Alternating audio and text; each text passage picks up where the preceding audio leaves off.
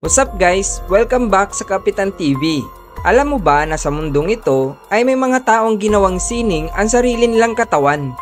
Hindi lang basta para magpaganda, kundi para ipahayag ang kanilang paniniwala, emosyon o pagkatao. Mula sa ordinaryong mamamayan hanggang sa mga modernong icon ng body modification. May mga taong literal na binago ang kanilang katawan gamit ang tattoo. Sa paraang hindi mo iisipin na gagawin ng normal na tao.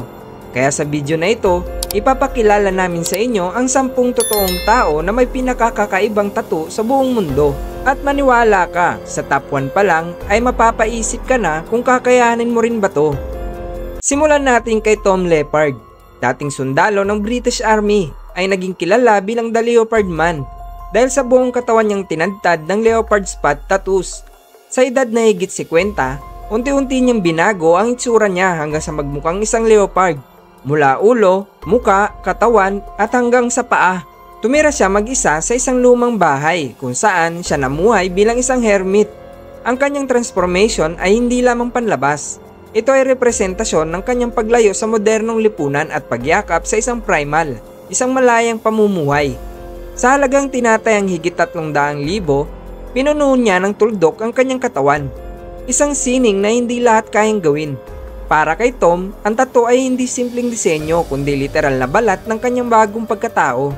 Si Julia Gnus mula California ay tinaguriang The Illustrated Lady dahil sa kanyang 95% tattoo coverage mula ulo hanggang paa. Ngunit hindi ito basta pampaganda. Ginawa niya ito para itago ang mga sugat ng kanyang rare skin disease, isang kondisyon na nagdudulot ng sunburn sa kanyang balat. Sa halip na magtago, pinili ni Julia na yakapin ang kanyang kondisyon gamit ang makukulay at madetalyeng tattoo na kinabibilangan ng cartoon characters, landmarks at personal na mga imahe. Umabot siya sa Guinness World Records bilang pinakamaraming tattoo sa isang babae at naging inspirasyon sa mga taong may pisikal na kondisyon. Para kay Julia, ang tattoo ay naging sandata niya laban sa kahihiyan, isang paraan ng pagharap sa mundo gamit ang sining at tapang. Si Maria Jose Cristerna ay isang abogada, ina, tattoo artist at survivor ng domestic violence. Ngunit sa mundo ng tattoo at body modification, siya ay kilalang bilang The Vampire Woman dahil sa kanyang halos buong katawan na tinatatuan, pati na rin sa mga horn implants, fangs, itim na mata at split tongue. Hindi lang ito forma, ito ay simbolo ng kanyang pagbabalik lakas matapos ang mapang-ubusong relasyon. Ginamit niya ang kanyang katawan bilang canvas ng rebellion, faith at empowerment. May mga cross siyang tattoo sa kanyang katawan, pati mga disenyong may connection sa Mexican culture at paniniwala. Sa kanyang paningin, ang tattoo ay hindi lang estetika kundi isang political at personal na pahayag. Si Anthony Lofredo mula France ay may layuning hindi pangkaraniwan, ang maging isang black alien. Ang kanyang katawan ay dumaan sa maraming operasyon at tattoo session upang magmukhang alien. Blackout tattoos mula muka hanggang dila. Tinanggal ang ilong at tainga, hinati ang dila at nagpalagay ng implant sa ulo at muka.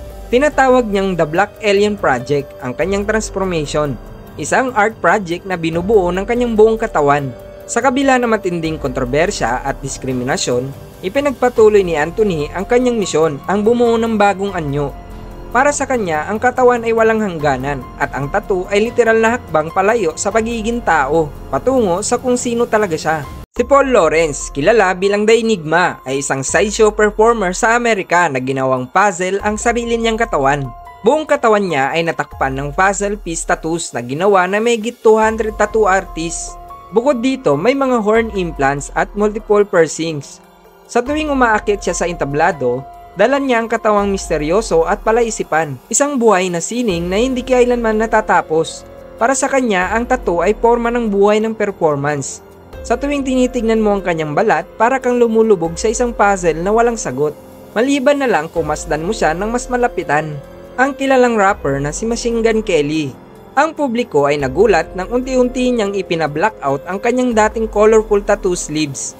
Isa itong matapang na hakbang kung saan literal niyang tinakpan ang dating disenyo sa kanyang dibdib, braso at likod ng solid black ink.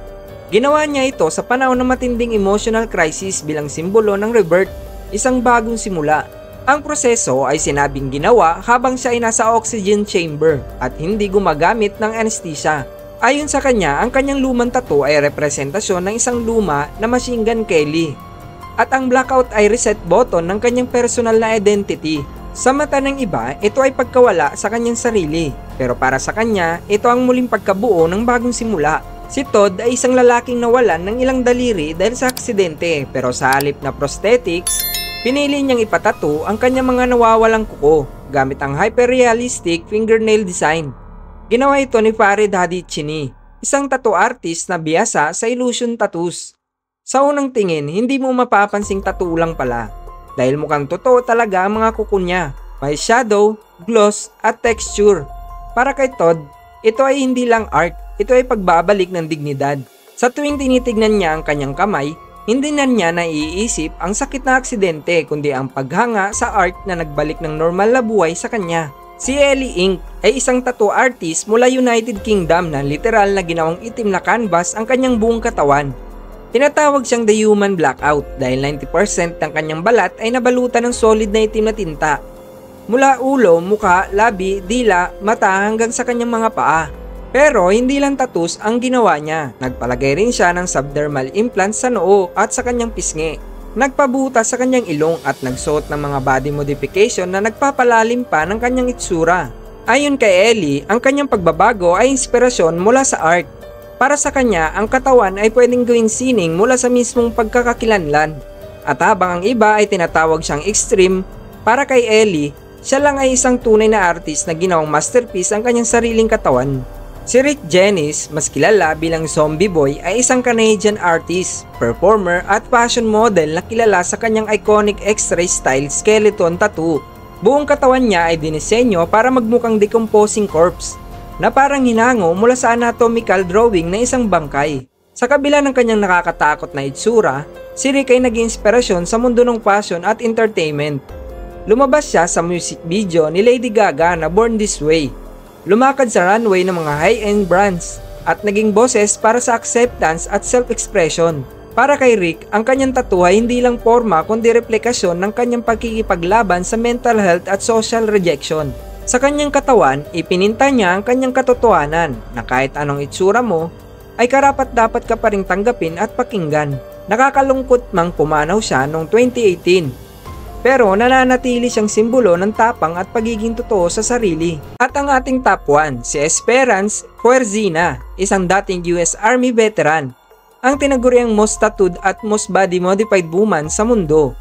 Meron siyang 99.98% tattoo coverage. Kasama na ang mga amputation, subdermal implants, black eye tattoos, split tongue at iba pa. Sa dami ng pagbabago sa kanyang katawan, halos hindi mo na siya makilala. Isang buhay na halimbawa na extreme transformation.